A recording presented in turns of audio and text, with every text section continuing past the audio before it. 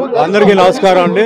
ఈరోజు తిరుపతికి ముఖ్యంగా గోవిందరాజ స్వామి టెంపుల్కి వచ్చామండి. మా ఊరు నుంచి మా బంధువులు వస్తే మా మిత్రుడు నారాయణ ఇక్కడ యూనివర్సిటీ పిహెచ్డి ఆయన అన్ని అరేంజ్మెంట్స్ చేశారు. ముఖ్యంగా టెంపుల్ సూపరింటెండెంట్ గారికి అలాగే మొత్తం ఇక్కడ ఉన్న ఆఫీసర్స్ అందరికీ ధన్యవాదాలు.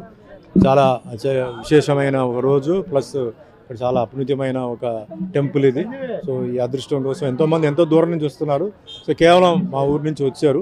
వాళ్ళందరికీ ఇక్కడ కింద టోటల్ తిరుపతిలో కింద అన్ని టెంపుల్స్ ఈరోజు తిప్పించి రేపు మార్నింగ్ దర్శనానికి వాళ్ళు పైకి వెళ్తున్నారు.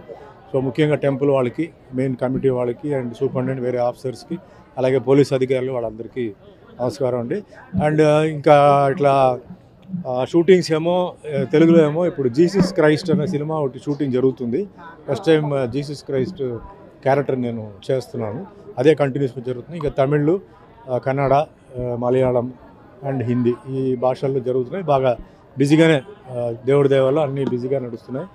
అదే మాదిరిగా మీకు అందరూ తెలుసు, మన ఎలక్షన్స్ జరిగింది. సో ప్రజల తీర్పు ఏదైతే ఇచ్చారో టీడీపీకి, జనసేనకి, బీజేపీకి అది మనం స్వీకరిస్తూ ముఖ్యంగా ఏంటంటే ఆంధ్ర డెవలప్మెంట్, అమరావతి క్యాపిటల్ డెవలప్మెంట్కి చంద్రబాబు నాయుడు గారు చాలా స్పీడ్గా ఆయన ప్రయత్నాలు చేస్తున్నారు. సో ముఖ్యంగా ప్రజలు సహకరించాలి. ఎందుకంటే 5 ఏళ్ళు వెనక్కి వెళ్ళిపోయాం. అంతకుముందు 5 ఏళ్ళు వేస్ట్ అయిపోయింది. ఇప్పుడు ఇంకొక 5 ఏళ్ళ తర్వాత ఏం జరుగుతుందో తెలియదు. కాబట్టి ఈ 5 ఏళ్ళు ఏంటంటే ముఖ్యంగా ఎంప్లాయీస్కి ఎంప్లాయ్మెంట్ విషయం ఇది చాలా ముఖ్యమైన విషయం. సో అది రావడానికి అంటే ఇండస్ట్రీస్ రావాలి. సో పక్క తమిళనాడు నుంచి, ఇప్పుడు ముఖ్యంగా తిరుపతి అంటే పక్కనే తమిళనాడు ఉంది. సో తమిళనాడు నుంచి ఏంటంటే ఇండస్ట్రీస్ ఇక్కడ పెట్టేవాళ్ళు, లేదా నార్త్ నుంచి వచ్చేవాళ్ళు, వాళ్ళందరికీ అవకాశం ఇవ్వాలి, సహకరించాలి. అండ్ ముఖ్యంగా నేను మొన్న కూడా చెప్పాను, అమరావతి అనేది ఒక కాస్మోపాలిటన్ సిటీ అయితే మనకి ఈస్ట్, వెస్ట్, నార్త్ ఇండియన్స్ అందరూ వస్తారు. సో మెయిన్గా అందరూ బాగుండాలి, అందరూ సంతోషంగా ఉండాలి. జరిగింది మనం ఇంకా మర్చిపోయి జరగబోయే మెయిన్గా ముఖ్యంగా యువకులు పాపం చాలామంది చదివి వాళ్ళకేంటంటే వాళ్ళ ఊర్లోనే వాళ్ళకి ఉద్యోగాలు లేవు. సో వాళ్ళ ఊర్లోనే వాళ్ళకి ఉద్యోగాలు వచ్చేలాగా చంద్రబాబు నాయుడు గారు చేయాలి. అదే మాదిరిగా పవన్ కళ్యాణ్ కూడా ఆయన చాలా మంచి మెజారిటీ మీద గెలిచి ఈరోజు డిప్యూటీ సీఎంగా ఉన్నారు. సో మా సినిమా వర్గాల్లో కూడా ఎన్నో కళాకారులు, టెక్నీషియన్స్ చాలామంది ఇబ్బందులు ఉన్నారు. సో వాళ్ళకి కూడా ఏంటంటే ఏదైనా అంటే ఇక్కడ షూటింగ్స్ జరిగేలాగా అంటే స్టూడియోస్ లాంటి చిన్న చిన్న స్టూడియోస్ లాంటి కట్టిస్తే టీవీ సీరియల్స్కి, వెబ్ సిరీస్కి వాటికి పనికి వచ్చేలాగా, ప్లస్ ఈరోజు చాలా రియాలిటీ ప్రోగ్రామ్స్ జరుగుతున్నాయి. ఆ విధంగా తిరుపతిలో చేసి ఇది ఒక టెంపుల్ సిటీ కింద డిక్లేర్ చేయాలని నా కోరిక.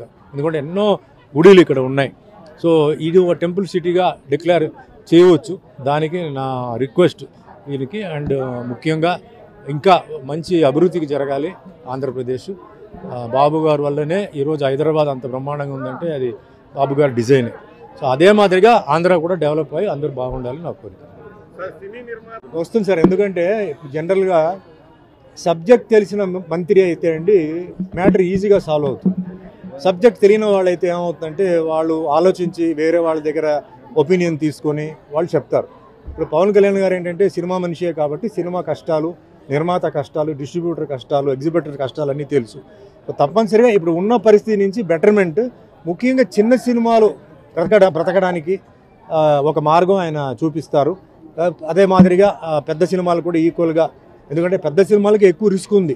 సినిమా చాలా కోట్లు పెట్టి తీస్తారు, ఏదైనా ఫెయిల్ అయితే చాలా పెద్ద లాస్ అవుతుంది. సో అది కూడా ఉండి ముఖ్యంగా డిస్ట్రిబ్యూటర్స్ బ్రతికి ఉండేలాగా దారి చేయాలి, అది చాలా ముఖ్యం. సినీ రంగంలో ఉన్న వాళ్ళు కొంతమంది రాజకీయాల్లోకి వచ్చి ఇప్పుడు సార్ ఇది ఒక్కొక్కరు ఇండివిజువల్ డిసిషన్. అది ఇప్పుడు పాలిటిక్స్ అనేది ఒక డిఫరెంట్ సబ్జెక్ట్ సార్. వాళ్ళు అనుకున్నంత ఈజీ కాదు. ఎందుకంటే ఎంతోమంది ఏదేదో అడుగుతారు, అందరినీ సాటిస్ఫై చేయాలంటే చాలా కష్టం, కొందరిని అవుతుంది. మళ్ళీ దీంట్లో ఈక్వేషన్స్ ఉంది, క్యాస్ట్ ఉంది, కమ్యూనిటీ ఉంది, చాలా ఉన్నాయి. సో అవన్నీ బ్యాలెన్స్ చేస్తూ మేము తట్టుకుంటాం. జనాలు చప్పట్లు కొడతారు, ఊస్తారు కూడా. మరి వాటన్నిటికీ రెడీగా ఉండాలి. అలా చేయగలిగితే ఓకే.